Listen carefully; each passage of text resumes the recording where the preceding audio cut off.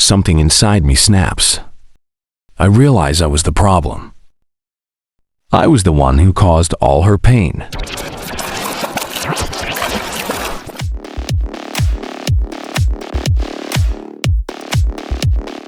The club is dark, pulsing with music that feels like a heartbeat, drowning out every thought but the moment. It's packed, the air thick with the mingling scents of sweat and cheap cologne. My friends are laughing, passing around another round of shots.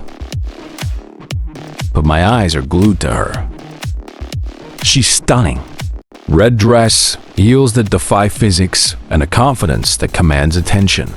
Her name is Anna, and for the past month, we've been everything. Late-night drives, shared dreams, whispers of forever. But tonight, that is about to change.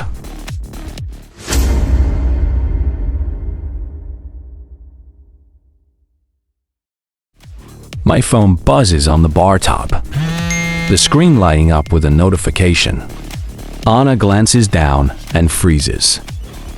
I'm mid-laugh with my friends when I see her face change, confusion, hurt, then anger. Who's Emma?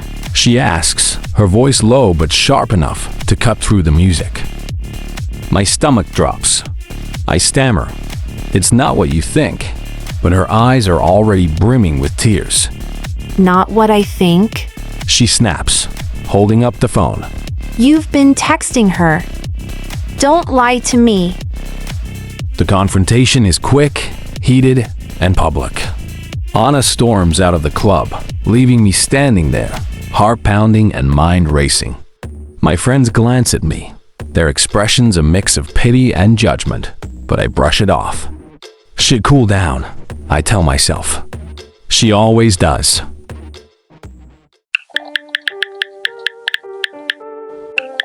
It started innocently, a DM, a laugh, a connection over a shared meme. But one conversation turned into 2, then 10, and soon, I was double-checking my phone, deleting messages before Anna could see them.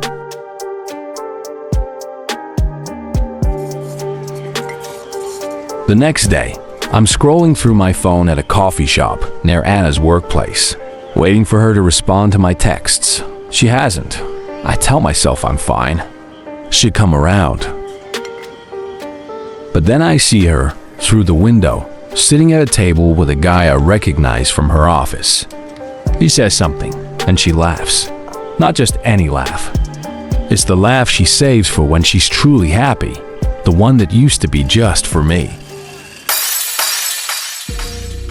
Something in me snaps. It's not jealousy, it's realization. I've hurt her. I've betrayed her trust. And now, seeing her light up around someone else, I got nightmares in my head, I feel the weight of my actions in a way I hadn't before. that my mind fills up into a creature. My chest tightens, and for the first time, I see myself clearly. The lies, the selfishness, the way I've taken her love for granted. I've been the problem all along. The walk home feels longer than usual. Each step is heavy with regret. By the time I reach my apartment, I can't avoid the truth anymore. I've chosen the easy way out at every turn, chasing attention and validation instead of committing to what really matters. I sit down and write Anna a message. Not an apology full of excuses, but the truth. I've been selfish and dishonest, and I've hurt you. You deserve better. I want to be better not just for you, but for myself. I don't send it, not yet. Words are meaningless without actions, and I know I have to prove this change, not just promise it.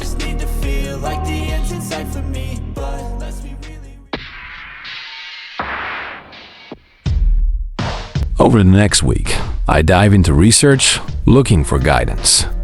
I find articles about integrity, stories of people who rebuilt their lives by owning their mistakes.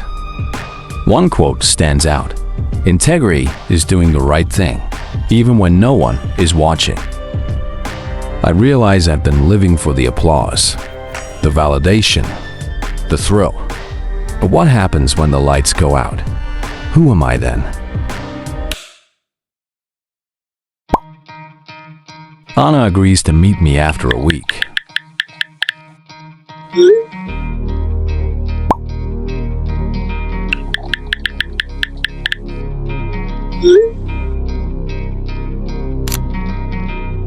We sit in a quiet coffee shop, the kind of place where the hum of conversation feels like a safety net.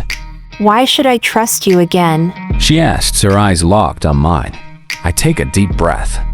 Because I'm changing. Not for you, for me. I've been weak, dishonest, but I'm learning. Integrity isn't just about big moments. It's about the small ones too. Every decision, every action. I want to be the kind of man who's worthy of your trust. And that starts now. I'm sorry, Anna. She studies me, her expression unreadable. Finally, she nods. We'll see. Is not a promise, but it's something. A thread of hope. Over the next month, I put in the work.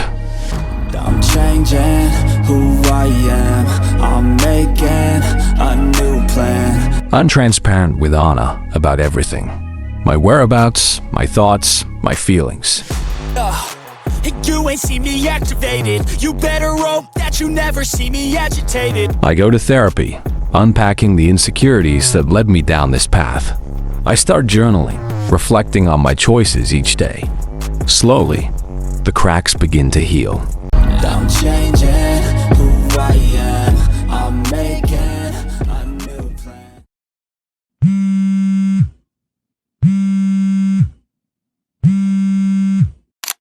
Hey, Anna. Hey, Ryan, let's talk.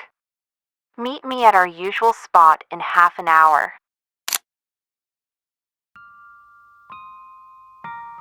And as we sit under the same stars that once felt so far away, she tells me she sees the effort, the change. But trust takes time. She reminds me. And integrity isn't proven in words. It's proven in actions. The world today constantly tells us to do what makes you happy. It glorifies instant gratification, encouraging emotional expression over self-control.